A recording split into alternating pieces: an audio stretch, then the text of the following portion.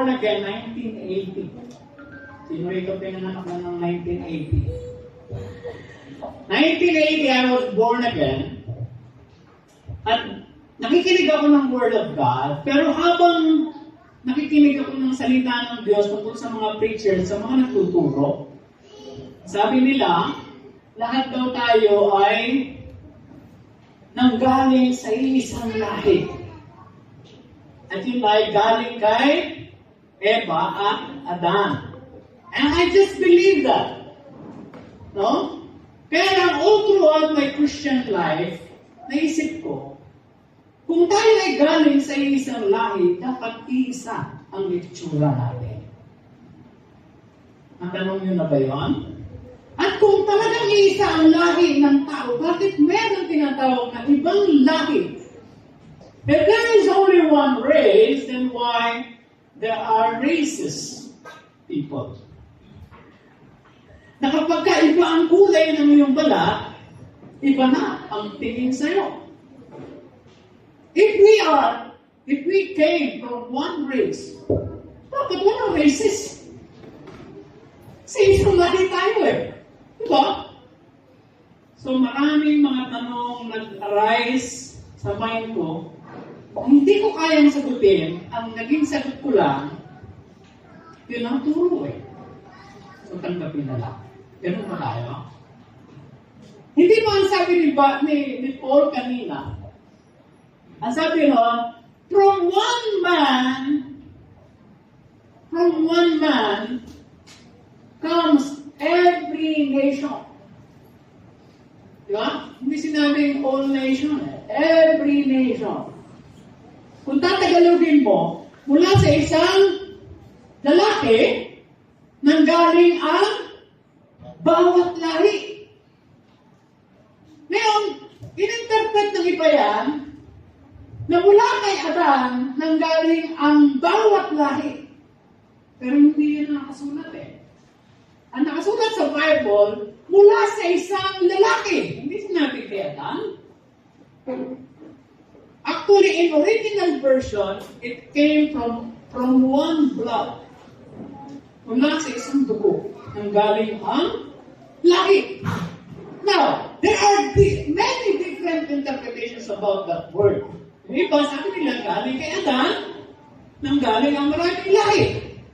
Pero as we study now about creation, you will find a different interpretation. Okay. Are you ready? Yes. Okay, next slide. Okay.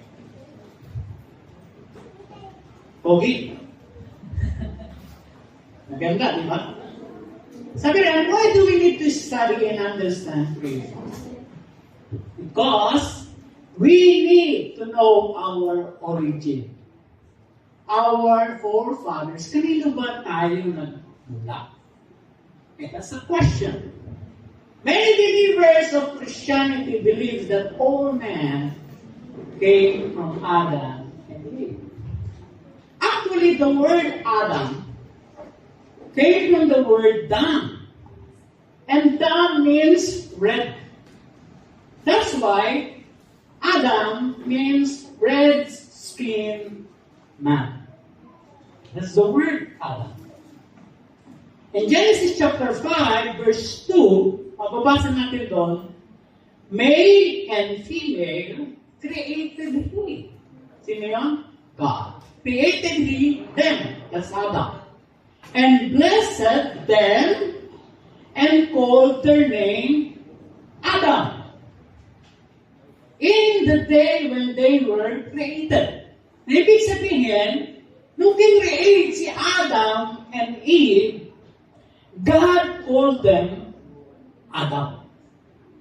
Even the girl, God called them Adam. Ang ibig sabihin nun, kasi ang lahi ng tao, isinusunod sa pangalan ng Ama.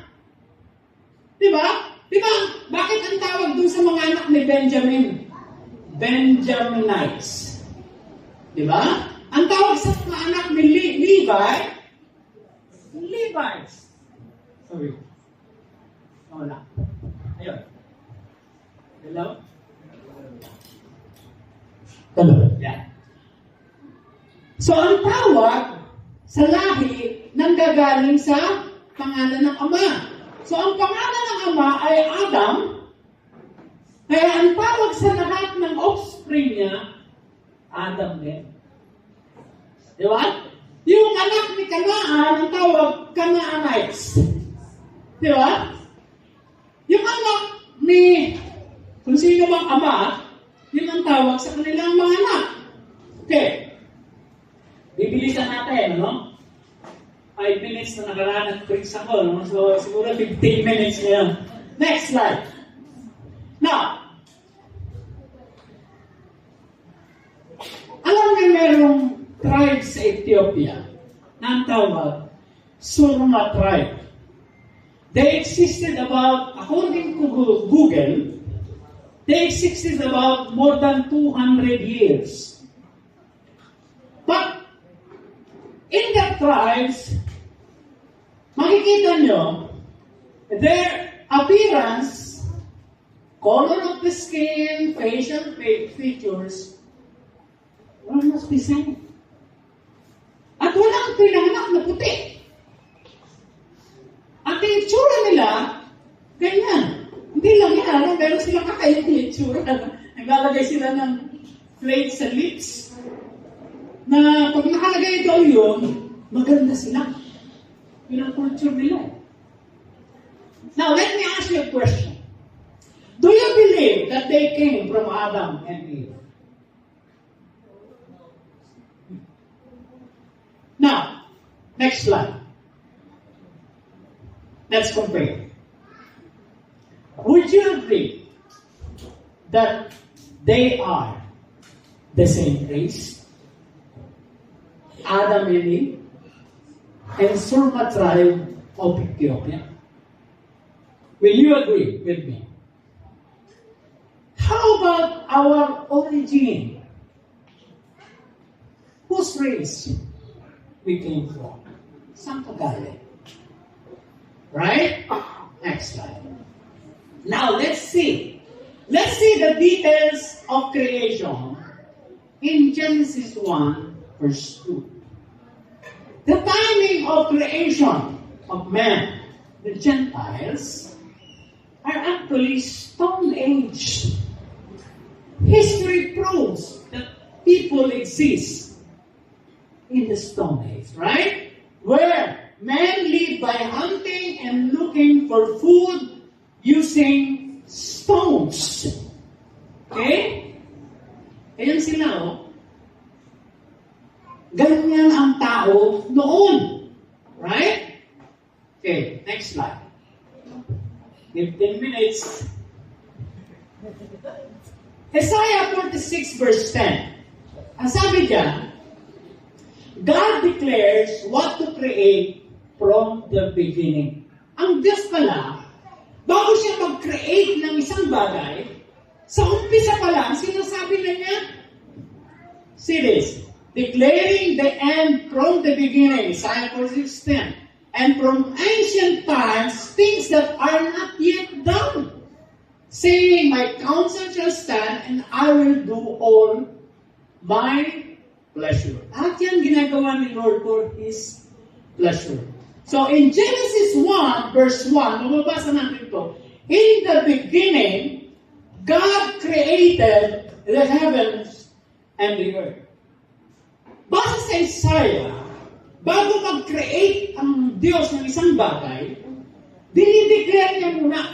So hindi ibig sabihin ng Genesis chapter 1, verse 1, na sinabi niyang created, nagawa na niya. Ang sinasabi lang ni Lord, I will make heavens and earth. Now, heaven, in Hebrew word, the word heaven here, came from the root word shamayim. It's a Hebrew word, which means sky. Nakikita mo yan sa Strong Concordance number 8064. The word earth is a Hebrew word eretz, which means land or country. Makikita mo yan sa Strong Concordance number 776. So in this verse, Genesis 1 verse 1, God wants to build nations. Where there's a land, there's a country, and there's sky above. Ang tawag doon ay ano? Territorial sky. Diba? Under it, declaring it in the beginning of the Bible. So the purpose of God in creation is to create land and countries. Yun ang gustong gawin ng Diyos sa Genesis chapter 1 verse 1. Now, next slide. Don't you know that the Bible does not say God created the planet Earth? Wala kang magbabasa ron.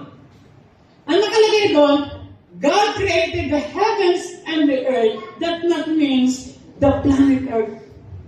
Yung earth doon is land and country. Well, in fact, the earth exists even before the creation of man.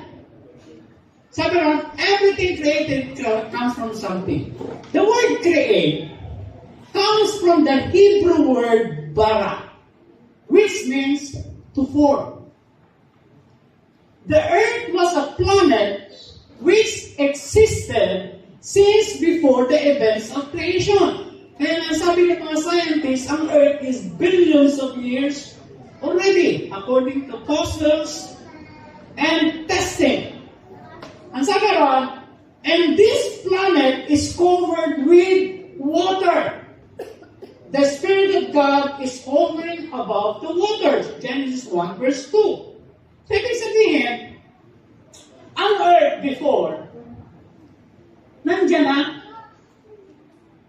at full of darkness, covered with water. The Bible declares that. It's full of darkness. The darkness is in the deep. It's sabihin, madilim.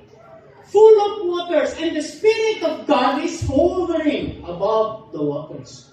Okay, so ganyan na yung tsura ng mundo. Bilog lang, pero puro tubig. Now, next slide. On the first day of creation, by the way, now the science now found out that there are billions of planets in the universe. At ang tawag nun ay rogue planet. Mababasa niyo yan, you can search it in Google, you can find that there are billions of planets. Now, Earth is one of them. Now, the first day of creation, God created the light. So the purpose of the light is to divide the light from darkness. It means to remove darkness in the part of the earth facing the light. You know purpose ng light. Genesis 1 verse 3. Then God said, let there be light. And there was light. And God saw that the light, that it was good. And God divided the light from the darkness.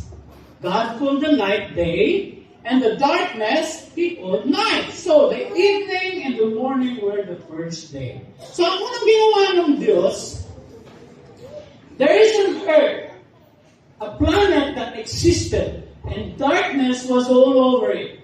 Madilim. So, ang ginawa ng Diyos, He take this planet and put it where the light is there. Huh? Hindi yung earth, nag-create siya ng light at nag-shine doon sa earth. No. What God is, He bring this planet where there is light. And the light appears on the planet Earth. Right? Now, that is verse 3. Now, next slide. Second day. Bibilisan natin.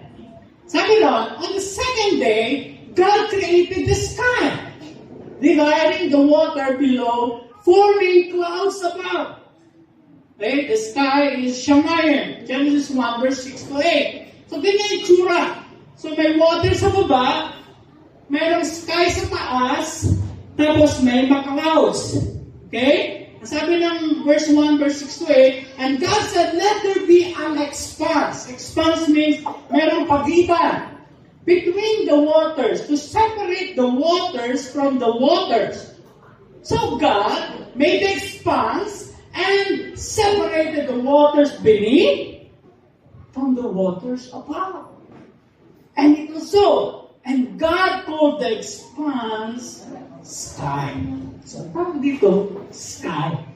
Sa ibang version nakalagay heaven, pero talagang tama than the word is sky. No? And there was evening, and there was morning, and that's the second day. The second day. Now, third day. Next slide. On the third day of creation, the land, Eretz, appeared by gathering the waters, magsama-sama yung tubig, forming seas or ocean. The trees and herbs grow on the land. So, ganyan yan. Yung third day. Tumubo na yung kasi nagkaroon na ng lupa. Parang umalog yung mga tubig, nagsama-sama, lumitaw yung lupa. At nung lumitaw yung lupa, tumubo yung mga halaman, mga puno. God said that the waters below the heavens be gathered into one place and let the dry land appear. So, nandun na yung land. Nasa ilalim yung tubig. Di ba? So, the dry land appeared. And it was so. And God called the dry land earth. So, yun yung earth, hindi planet earth. Di ba? And the gathering of the waters, He called seas, dagat.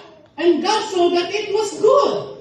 Then God said, let the earth sprout vegetation. Lumabas yung mga pechay, mustasa, lahat ng gulay, di ba? Plants yielding seeds, fruit trees. Lumabas na yung mga puno, maraming mga bunga. And the earth bearing fruit according to their kind and seed. And it was so. So the earth or the land produced vegetation, plants, yielding seed according to their kind, and trees, bearing with seed in them according to their kinds. And God saw that it was good. And there was evening and there was morning, that is the third day. So clear, huh? Okay, are you following me? Okay, next, fourth day. On the fourth day of creation, God made the sun, the moon, and the stars appear on the sky. Okay? So, ganyan, lumabas yung buwan, lumabas yung stars, lumabas yung sun, dun sa kalawakan. Nasabi ko, Genesis 1:16 to 18, God made two great lights. The greater light, which is the sun, to rule the day. And the lesser light, which is the moon, to rule the night. And He made stars as well. So God set these lights in the expanse. Nilagay niya dun sa sky to shine upon the earth, to preside over the day and the night, and to separate the light from the darkness. And God saw that it was good. There was evening and there was morning. That is the fourth day. Okay? Now, fifth day. On the fifth day, God created the fish and the birds. Lumabas na yung mga fish, birds. So, sabi dyan, eto na yung mga ibon, di ba? Mga isda. Then God said, let the waters swarm with fish and other life. Let the skies be filled with birds. Huh? Every kind of birds. So God created great sea creatures and every living thing. Mapatay, iba't ibang klase ng isda. Diba? It swarms on the water and every sort of birds. Sabi sa Google, there are more than 11 millions of species of birds. Diba? It's producing offspring of the same kind. And God saw that it was good. That is the fifth day. Okay? Now, the sixth day. On the sixth day of creation, the animals, the insects, and mankind, male and female, were created. Okay? So, ang sabi dyan, ang unang pinrate ni Lord, mga animals. Ang sabi na, and God said, let the earth bring forth living creature according to its kind. Ano yan? Cattle, creeping things, beasts of the earth, each according to its kind. And it was so. And God made the beasts of the earth according to its kind, and cattle according to its kind, and everything that creeps on the earth according to its kind. And God saw it was good. Okay? And part of that sixth day, next slide, God created humans. And actually, the humans that were created first are the Gentiles. Okay? Mamaya, maintindihan niyo kung bakit. Ang sabi niya, verse 26 to 27, ganito. Then God said, let us make man in our image, according to our likeness. Let him have dominion over the fish of the sea, over the birds of the air, over the cattle, over all the earth, and over every creeping thing that creeps on the earth. So God created man in His own image. In the image of God, He created him, male and female, He created them. So, ang ginawa ni Lord, nung nag-create siya ng tao, ng human mankind, ginawa niya lalaki at babae. Gumawa siya ng pares. No? Male and female, He created them. Now, dito naguluhan. Kasi hindi malinaw yung sinabi ng Genesis chapter 1, Genesis 1, verse 27, ang sabi ng male and female, He created them. So, para maintindihan, ipinaliwanag ito ni Paul sa Acts chapter 17. Acts 17, next slide. Okay. Ito yung sabi ni Paul, 17 verse 26. And He made from one every nation of mankind to live on all the face of the earth. All the face. Hindi sinabi sa isang lugar. Di ba? Nasabi, sa lahat ng panig ng mundo, on all the face of the earth, having determined their appointed times, meron kanya-kanyang panahon. Di ba? And the boundaries of their habitation, may mga boundary. Okay? Itong dalawa, isang pares, dito ka. Diyan kayo magparami. Itong isang pares, dito ka. Sa China ka. Okay, ikaw, Mao Zedong. Ay, hindi na pinaglulan, no? Okay, yung isang pares sa Chinese, dito ka sa China. Yung isang pares na maitim, dito ka sa Africa. Yung isang pares na puti, dito ka sa Europe. Di ba? Ito medyo maiksi ang ilong. O, dito ka sa Pinas. Di ba? O, medyo ibang kulay nito. O, dito ka sa India. Di ba? So, ang sabi dyan, the word from one, nang ibig sabihin, ang bawat lahi galing talaga sa isa. Ano yung isa? Isang lalaki. Isang lalaki nang galing ang lahi niya. Bakit? Kasi yung babae kinuha sa tadyang ng lalaki. All women came from the ribs of the man. Okay? So, galing talaga sa isa ang bawat lahi. Yan ang ibig sabihin niya. Na ibig sabihin, mula sa isang lalaking inchik, nanggaling yung babaeng inchik. At nagparami sila.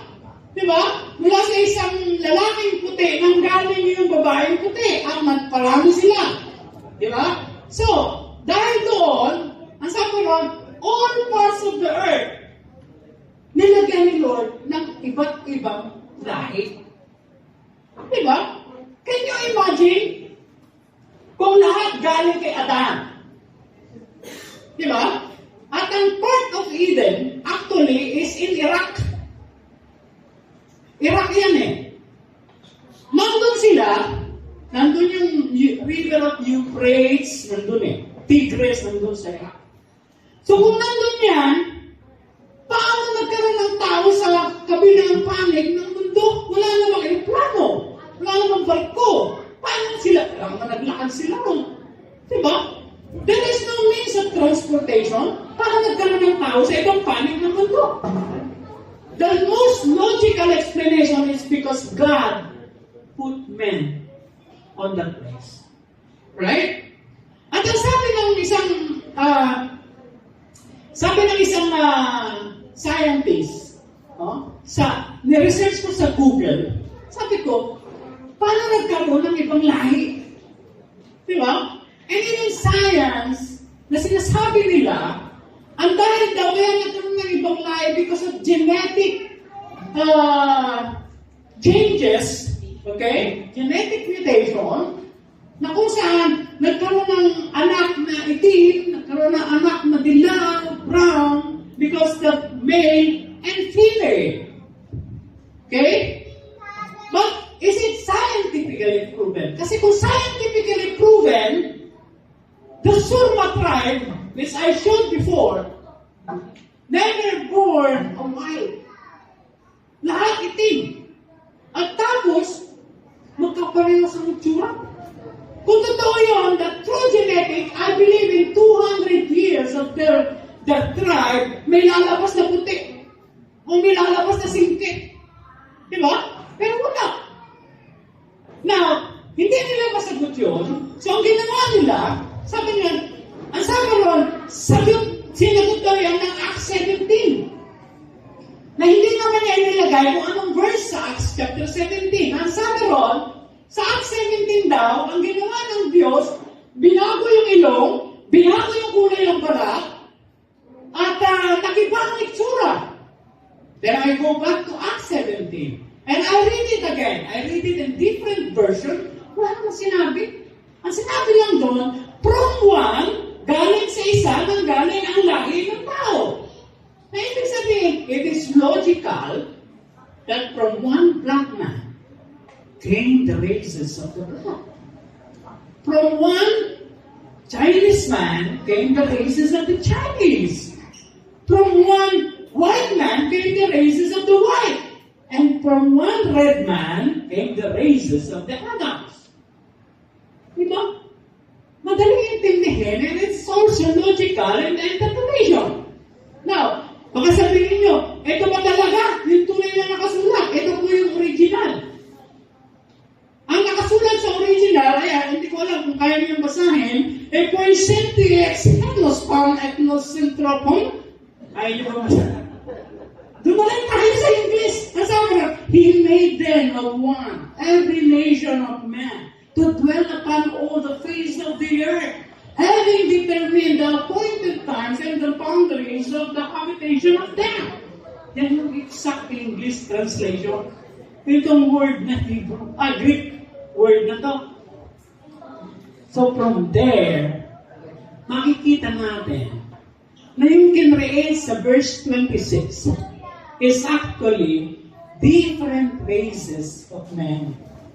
And according to their appointed times, lumabas, they were created in the Stone Age. Kasi yung simula ng history, the Stone Age talaga ang tao eh. Diba? It's proven by facts. Now, let's go to the next slide. Tumatagal tayo. The Gentile nation, the creation of other races. Would you agree with me? If someone told you that your great-grandfather is him, ayaw ba kayo? Or him?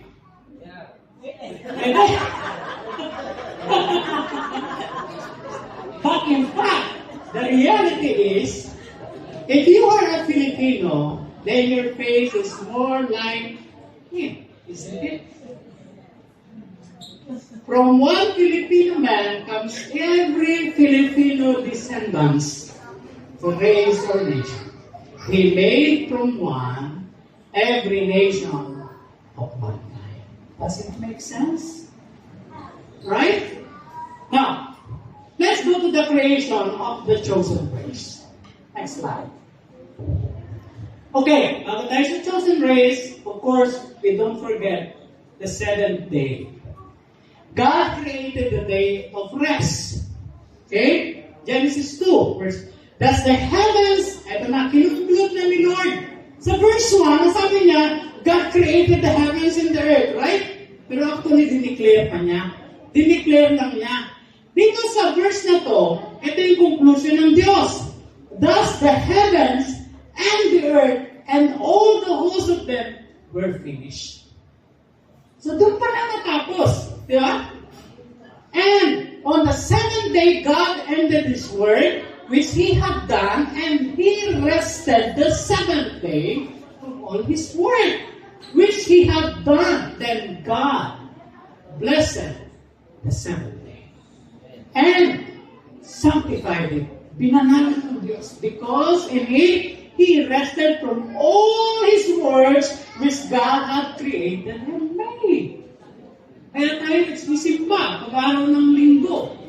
Because on the seventh day, even God rested on the seventh day. So why the creation does not follow the Creator who sanctified the seventh day? Right? So kung nagtrabaho ka ng 6 na araw, yung ikapitong araw, ipahinga mo. Yun lang ang gusto ng Diyos. Magpahinga ka. Okay? Even Jesus Christ said the Sabbath was made for man. Not man for the Sabbath. Hindi kayo kinreate ng Diyos para sa ikapitong araw. God created the Sabbath, no? The Sabbath was made for man. Binigay sa atin ng Diyos para tayo magpahinga. The Son of Man is Lord even of the Sabbath. Okay? Next slide. So, paano kinreate ng Lord ang chosen race? Now, look at this. Genesis 2, verse 47, sabi mo, this is the account of the heavens and the earth. So, akala nila ngayon, ito yung detalye ng pag-create ng heaven and earth. Actually, ang ibig sabihin ng heavens and the earth dito is the land and the sky of the Adams. A country of them. Sabi mo, in the day that the Lord God made earth and heaven, it's the land and the sky of the Adam people. Yan ang sabihin doon. Now, look at this. Those shrub in the field, walang tumutubo. No plant on the field. Wala rin halaman. Di ba? For the Lord God had not sent rain. Wala pang ulan. And there was no man to cultivate the ground. Walang tao. But the mist used to rise from the earth. Lumabas yung hapog. And the water, lumabas yung tubig. On the surface of the ground. Then the Lord God formed man of dust from the ground. Teka muna. Di ba kanina, binasa natin, bago nilikha ng Diyos ang tao, di ba? Nilikha niya muna yung mga puno. Nilikha niya yung ibon. Yung isda. Yung, mga animals. Why here, there is no shrub, there is no plant, and yet God made man. Diba? Nag-create ang Diyos ng tao. Okay. And breathed into his nostrils and breath of life. And the man became a living being. And that is Adam. So, unang kinreate si Adam, bago ang lahat. Diba? Walang halaman, walang lahat. Now, next slide. Then, pagkatapos create si Adam, God put Adam in the Garden of Eden. Nilagay si Adam doon sa Hardin ng Eden. And then, nung inilagay siya, saka palang naglabasan ng puno. O, sabi ng verse 8 to 9, the Lord God planted a garden eastward in Eden. And there, He put the man whom He had formed. And out of the ground, the Lord God made every tree grow. Doon pa nag-grow mga trees. That is pleasant to the sight and good for food. The tree of life was also in the midst of the garden. The tree of the knowledge of good and evil is also in the garden. So, nung nilagay yung tao, doon pa lang lumabas yung mga puno. Samantalang kanina, nandiyan na yung mga puno, di ba? Bago nilikha ang tao. But here is different. Di ba? Pagkatapos sinagay yung tao, saka pa lang nagtubuan yung mga puno. At ang sabi rin, ang lugar na yon is on the eastward in Eden. May location.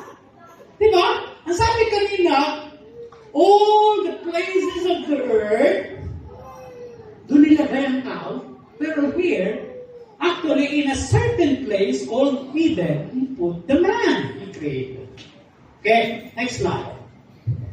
Then God created the animals. Ayan. Nandun na sa Eden ngayon si Adan, saka pa lang nag-create si Lord ng mga animals. Kanina, baliktad. Nauna yung animals, bago yung tao. Pero dito, nandun na si Adan, then saka pa lang create yung mga animals. Sabi dyan, and the Lord God said, it's not good that man should be alone. I will make him a helper, kumpara unto him. Out of the ground, the Lord God formed every beast of the field, every birds of the air, and brought them to Adam, and to see what he would call them. And whatever Adam called its living creature that it was named, Adam gave names. To all cattle, to the birds of the air, and to every beast of the field. So, ang akala nila, lahat ng hayop, si Adam ang nagpangalan. Lahat ng ibon, the 11 million species of birds, si Adam ang nagpangalan. But actually, ang sinasabi lang dito, in the place of Adam, at the Garden of Eden, may lumabas ng mga hayop, at pinangalanan ni Adam. So, hindi ibig sabihin nun, yung bird, yung oso, na nandun sa North Pole, ay nandun sa lugar ng Iraq. Wala. Di ba? Or ano yun? Yung maliit na unggoy, tarsier, na nandito sa Pilipinas, ay pinangalanan ni Adam. Wala namang tarsier dun sa Iraq. Right? Does it make sense? At ang sabi rito, nandun ang tao, nandun na si Adan, bago pinrate ang mga animals. Okay? Now, next slide. Is it interesting? Ay, nakikita ba kayo? Now, then, this is the exciting part. God created the woman. Teka muna. Kanina, binasa natin, kinreate yung lalaki at yung babae ng sabay. Pagkatapos i-create ang animals, kinreate yung man, female, male and female. Pero dito, kinreate si Adan, kinreate yung mga puno, kinreate yung mga ibon, kinreate yung animals, at kung nakita ni Adan, wala siyang katulad, saka palang kinreate yung female, si Eva. At sabi, and the Lord God caused a deep sleep to fall on Adam. And he slept. And he took one of his ribs and closed up the flesh in its place. Then, the rib which the Lord God had taken from man, he made into a woman. Now, ito lang ang gusto sabihin sa atin ng verse na to. Kung paano kinreate ng Diyos ang babae, pinakita lang dito, through Adam, na ang babae galing sa rib. Even the first events of creation, ganun din. Hindi mo pwedeng sabihin, si Eva lang ang galing sa ribs. Yung mga African woman, hindi galing sa ribs. Yung mga Chinese woman, hindi galing sa ribs. No, lahat ng babae galing sa ribs. That's why I tawag doon, flesh of my flesh, bones of my bones. Diba? That is the biblical truth. Now, sabi dito, si Eva galing sa ribs ni Adan. So, pinatulog. Diba? Habang naggagala yung mga hayop, si Adam, and then ginawa yung ribs, he formed a woman. Doon nalikha si Eva. Okay. So, tapos na. Begin now. Let's get into conclusion. Now, kanina, in the creation of the Gentile, the different races, you will see that on the first day, the light. The second day, the sky. Third day, lumabas yung mga puno sa lupa. Fourth day, lumabas yung buwan. Between. Fifth day is the mga ibon. Sixth day, animals and humans. And God blessed them. And after some period of time, dumami sila ng dumami, and God decided, I will make a chosen race. Why? Because this started at Stone Age. And that is around 10,000 BC. So when God made the chosen race, it's not Stone Age, it's Bronze Age. Here, creation of the chosen race. Why? First, Adam was created. Wala kahit anong sa Garden of Eden. Next, after Adam was created, fruit-bearing trees grow in Eden. Birds and animals are created. Next, then Eve was created. Doon chosen. So sabi kasi nila, you know, Genesis chapter 2 ay detailed ng Genesis 1. Where in fact, hindi. Mas detalyado pa nga yung Genesis 1. Bakit? Minention yung araw. Minention yung time. Minention yung bawat create. Dito kay Adam, hindi. General po eh. Diba? Hindi yan detail. Diba? And makikita mo that the sequence of creation of the Gentiles is different from the sequence of creation of Adam and Eve. Different. Diba? So, tingnan nyo. Next slide. The timing of creation in Genesis chapter 1 is the creation of the Gentiles. Ang tao, wala pang alam when they were created. Bato ang ginagamit. Kahit sibat nila, gamit doon mga pointed rocks and stone. Ganon sila. Hindi sila marunong magtanim. No, kain lang sila ng kain. But at the time of the creation, sabi siya Genesis chapter 4, verse 20 to 22. Tingnan niya sabi. Adam gave birth to Jabal. He was the father of those who dwell in tents. Meron na silang bahay. And raised livestock. Nag-aalaga na ng mga hayop. No, hindi lang sila hunting, nag-aalaga. And his brother's name was Jubal.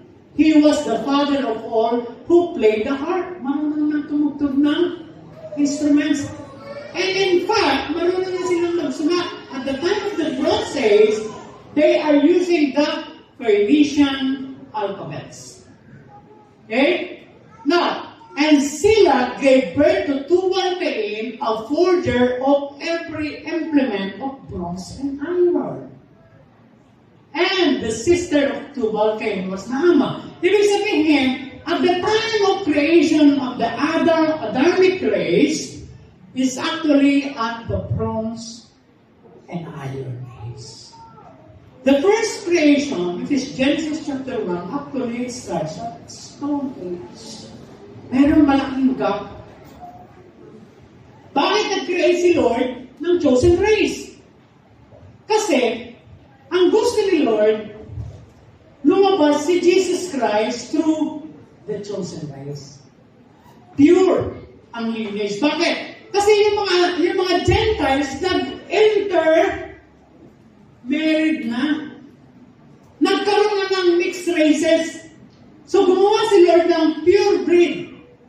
At yun ay ang chosen race. Bakit? For the purpose of the Son of God coming on that race.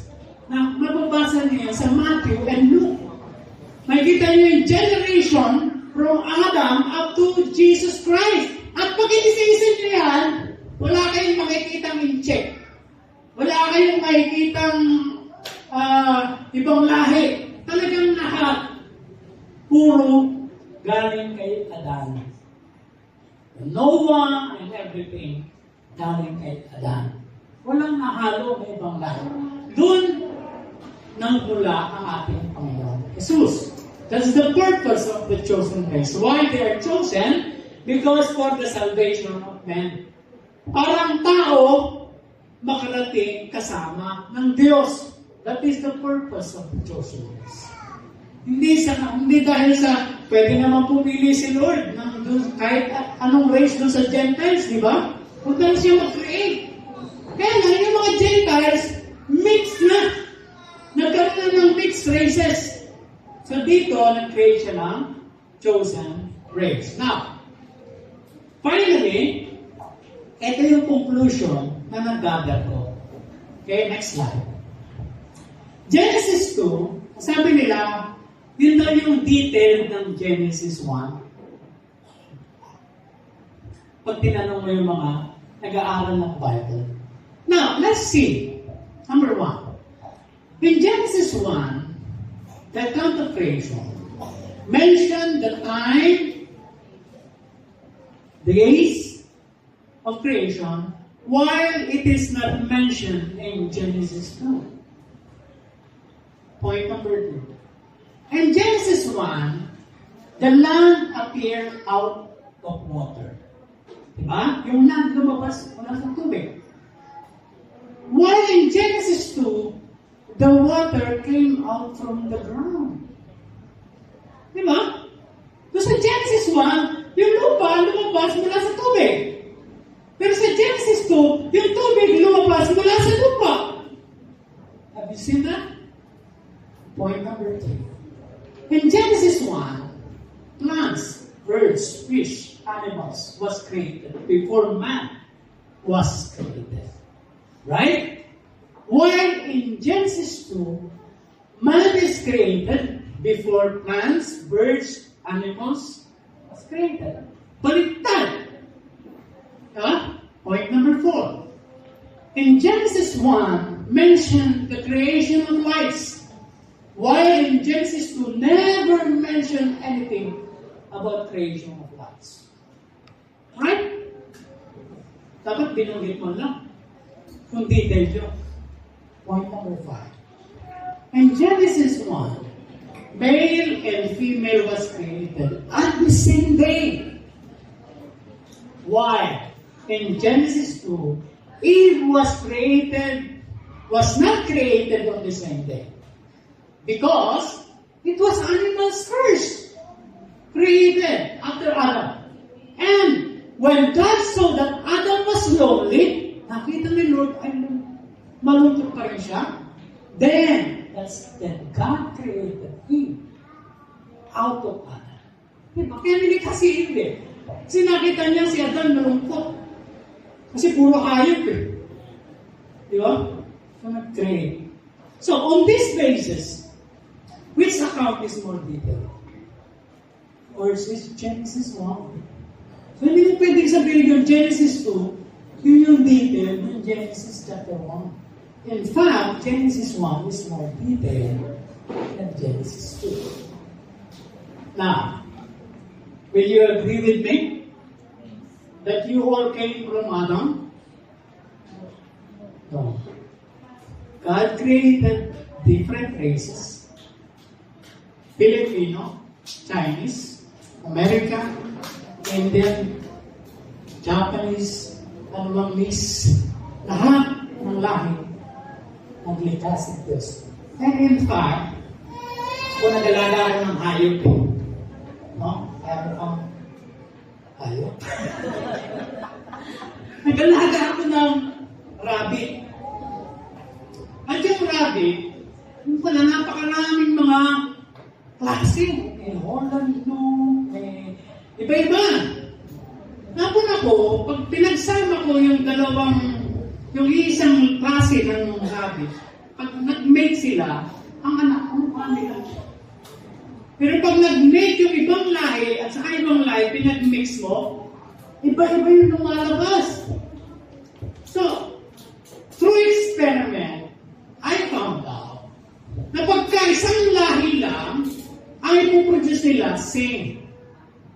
Pero pagka ibang lahi ang ginamit mo, nagkakaroon ng ibang breed.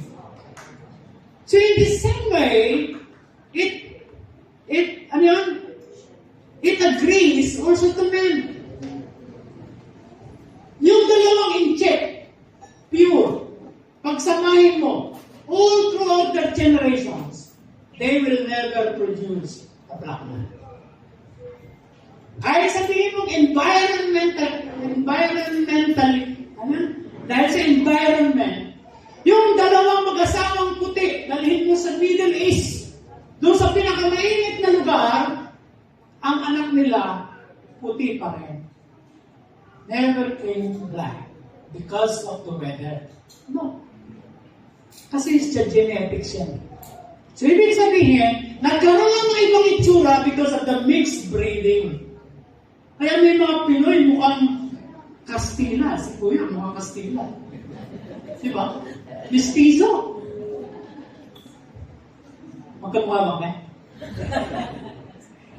Or meron ibang itsura because of the mixed breeding. Kaya nga Pilipino, international International. Kaya makakakita kang Pinoy, mukhang Indiano, mukhang African, mukhang Chinese, mukhang Japanese. Lahat. Favorite breeding place nila ito. Diba? Now it makes sense about creation. Right? Naintindihan po ba ng lahat? Amen. The purpose of this, para everyone can listen and understand salita ng God. Amen? Okay, tapos na po ang 15 minutes ko. Thank you, Lord. I hope everybody understands.